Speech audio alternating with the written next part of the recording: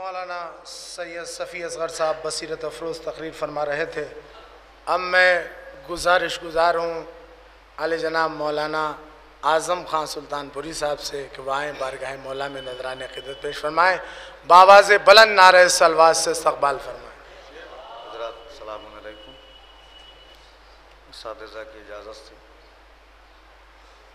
चार मिसरे बतौर सवाब पेश करता हूँ बीबी सलामुल्लाह अलैहा के हवाले से कि अशार पढ़ रहा हूँ जो ज़हरा के बाब में,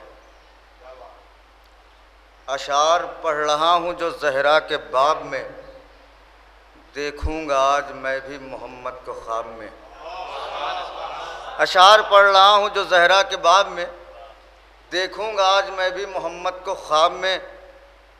सूरज ही देखने को तरस जाती कायनात, वो तो कहो कि सैयदा निकली हिजाब में। सूरज ही देखने को तरस जाती कायनात, सूरज ही देखने को तरस जाती कायनात, वो तो कहो कि सैयदा निकली हिजाब।